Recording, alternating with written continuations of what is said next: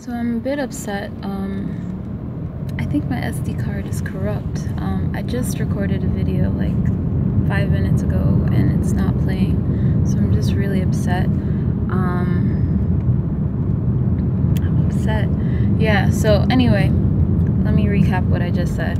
I'm upset because the videos that I recorded yesterday when I went to Wed Expo, because of this corrupt SD card, they're not showing up. So I can't share with you guys all of the vendors I met, and like there were some really cool vendors, especially people who even though it was a wedding expo, who sell products for people with natural hair or who like natural skincare products. I did purchase a scrub, so I'll show it to you once I get home, but yeah, anyway, so I'm currently on my way to lunch to meet some of my friends, or two of my friends.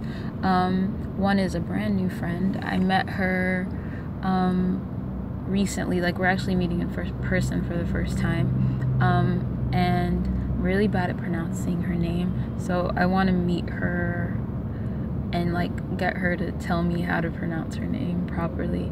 And then my other friend Dayo, I met her years ago. I can't even remember the year when I met her, but she just moved back to Nigeria, so like we're just catching up as well. So yeah, we're on our way to Ikeja. We're going to this restaurant called Truffles. I've been there before, but I don't think either of them have, so it should be a good time. Stay tuned.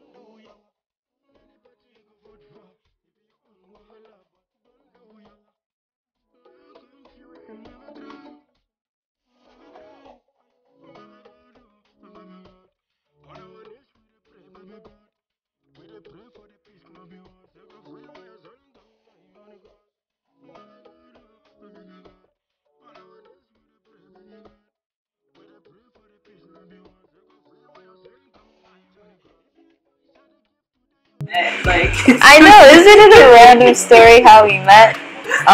Wait, how did we meet again? We met on the airplane, right?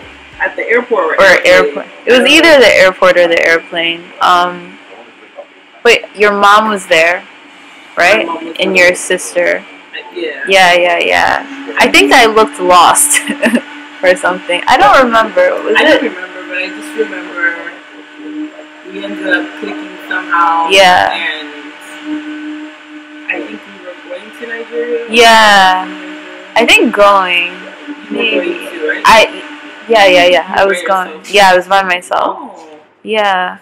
What were you going there for? I mean, I was going for holiday. Same, but my dad lives here.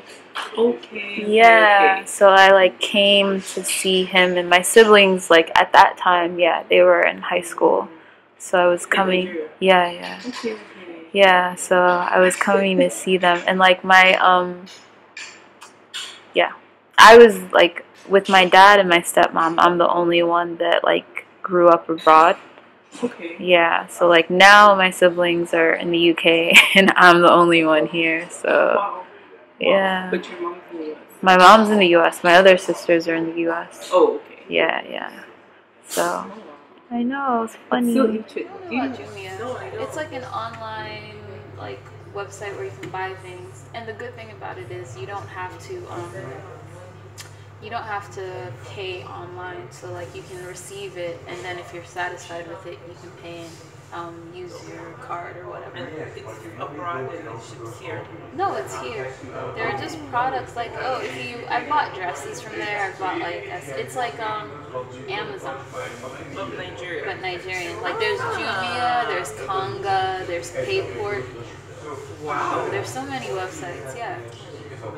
Girl, write that down. Like, it saves me. And then it usually comes in like a few days. I think I ordered the card on Tuesday. It came on Friday.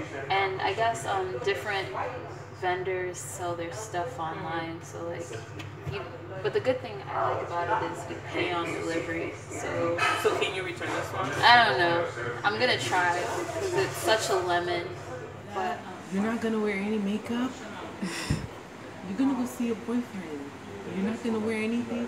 I was like, you better get used to the no makeup face. Like, let's just be honest. Like, and she's like, but already? And I'm like, why do I have to wear a full face to go and see him? I'm gonna put it on at his house. And those are like the little vain things that I'm like, I don't know if I'm gonna. Not that I'm not going to get used to it. I don't want to get used to it. I don't want to adapt to that. I really don't want to live a vain. Yeah. No, I definitely get what you're saying. Because, like, you know what, like, I realized when I moved here is that... Oh, sorry. Thank you. So I realized, like, moving here... hold on, I guess. Let me try it. Moved here, I realized that I don't know, like, I definitely dressed up a lot in the U.S. Like, I was always, especially, like, in law school and stuff, I always wore heels to class. I always, like, my life. But I think, like, when I moved here, I sort of wanted my life to be more simple. And I didn't feel like, I need to dress up all the time. But, like, even me working, like, I had to throw that out the door. I was like, let me bust out these heels and things like that. But, like, it did, like, there was a time, because, I went to law school, and that was a year, and that was in a village. I had no desire to, like, look special to anyone. I was like, just here, like, I'm not trying to impress anyone. And when I got to Lagos, I was like, maybe I should just, switch it up a bit, dress up a bit more, do a bit more. But at the same time, I'm always, like, consciously aware of the fact that I tell myself that this isn't me. Like, even if, like, there are tons of times when I don't dress up, right? Like you, like, I'll just go see my fiance, no makeup, nothing, because, like, it is what it is. He needs to see me for me. It's not that makeup changes you, it's just something that adds to you. So I totally agree with you. Yeah. I think that also with the phone thing, it's so strange because in the US, I never thought about my phone. I never, like, I didn't care if my phone was cute or if it was crappy. I didn't care if I was getting the newest iPhone. I don't think I even knew, like, models of, like, different phones. So, like, when I got here, and it was funny, every time I would visit, people would always be so, like, up on what model phone is this, what's this. They would ask you, huh? Yeah, and I was just like, I don't know. Like, keeping up with the Joneses type of mentality here, and also with certain people in the U.S. Like, I went to an HBCU. Yeah. So I've seen that, and I see that here, and I saw this meme. It's like, how can you see a girl with the iPhone 6 and she's taking the minibus or downfall, whatever they call it here. So and I don't know. I love the fact that one thing I will say is that Nigerians know how to step their game up, and they definitely do give you some good friendly competition. Like, I know I can't wear my kaftan here, which is okay. So you got. What happened on that day? I know I was supposed to take my flight back to New York in February.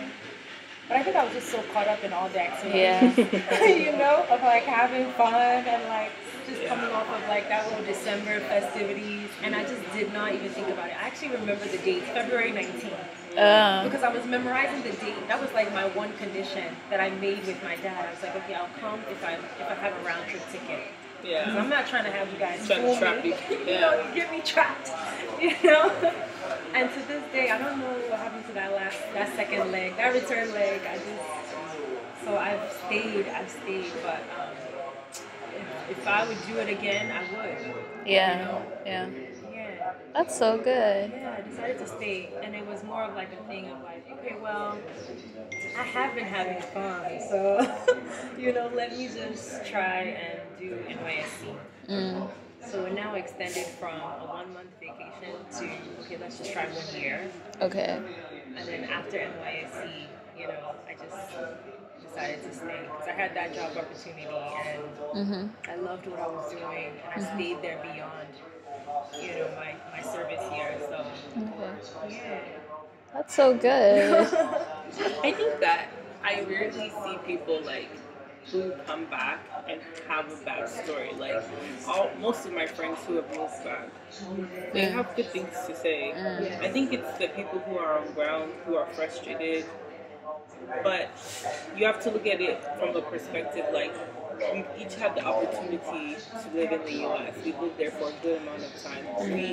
We know both sides of the spectrum. We know what we're sacrificing. We know what's going to happen. Because we've also lived in Nigeria as well. So I think a lot of people think that we may also be very naive when we come into this setting. Like, you don't know anything, and all this phone, and you can't do anything. Like, right? Someone's gonna hustle you, but it's not always like that. I haven't heard any terrible stories, like really bad, apart from the unusual that could happen in the U.S. too.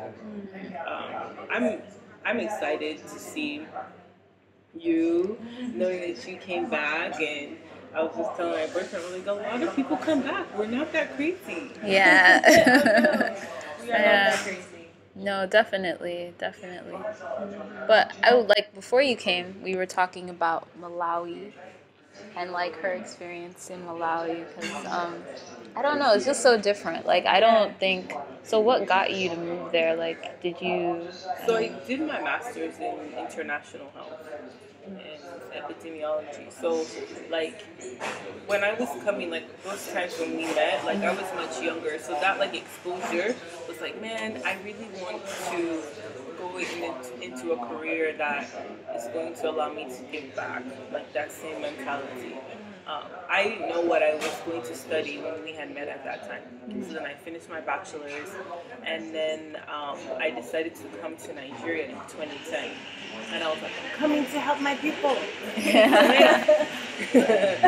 Like with a very silly mentality, very Western American outlook on life. And, while I was here, my mom was like, why don't you do something? Why don't you go to school and work? And I think, in the back of her mind, she had this idea that, like, how we do it in the U.S., like, why don't you go to school, then you can work and actually make something profitable? But it wasn't like that here, at least in my circumstance.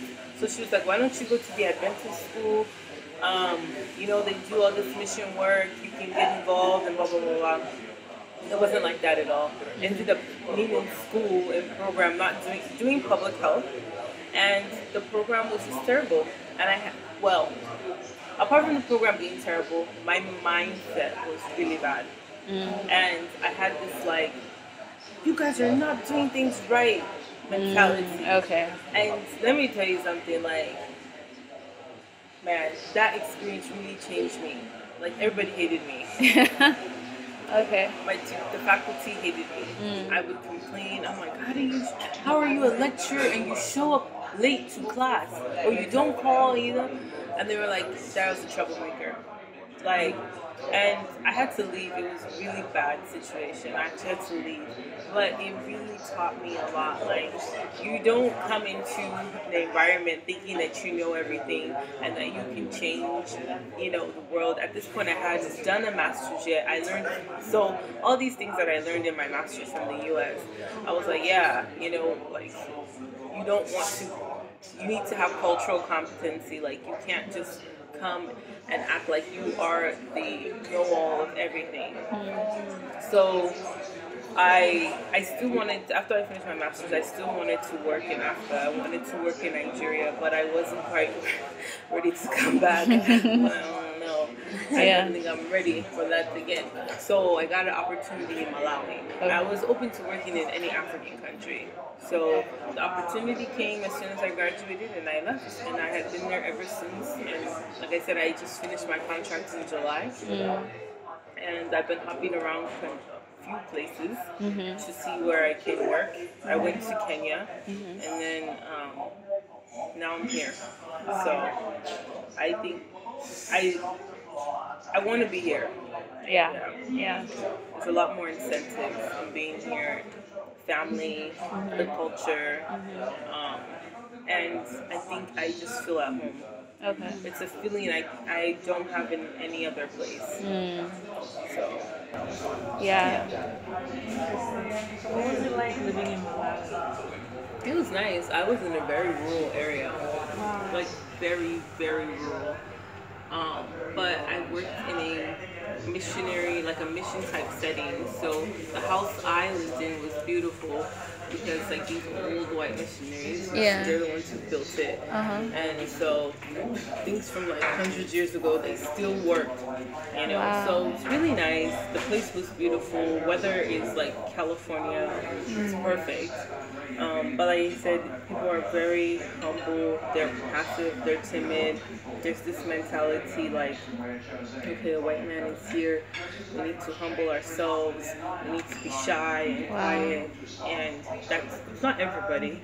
But because colonialism is still very, in my own opinion, I feel like the power of the colonialism is still there. We still have white Malawians who live there just like white South Africans, white Zambians. We have a lot of people who came into the country, took the land, and are making money off of it, and they are the rich. And of course, the black people, the indigenous, are the poor. And so, you know, it's just this hierarchy, this level of class that you can't bypass. Like even if you're a rich black person, you still can't penetrate the white, you know, level of class. It's frustrating. It's just not nice. It's almost like Southern America. Like, wait, you were in Nnaya, right? Yeah. It was. Yeah. So it's not. I don't like that. But like I said, the people are beautiful people, wonderful culture. I really enjoyed it. It's a beautiful place. It's a tiny place. Like it's 17 million. Like Lagos is bigger than Malawi. Wow. Yes. Wow. Yes. Just tell me what you said. The shock, right? Yeah. Like, It's very, very small country, but it's beautiful. Yeah. So I would definitely go back. Tourism in Southern Africa is Amazing, right? Like they've really developed it. and they know how to make money. Even in East Africa too, but in Nigeria there's no tourism. You don't try it. No. But the difference is people come for the culture here. Like, it's unfortunate we don't have a way to showcase our culture and get paid for it. Yeah. But people come for celebrations and for the festivities, and they have a blast. You know, I can't really say that the other way around. So much fun. Look, your camera makes me pretty. Yay! It's better than the iPhone. I love it. Yay! Yeah, so we had a really good time chatting. I think our next thing is maybe arts market. Yeah. We want to go to the arts market. So see you guys later. Bye.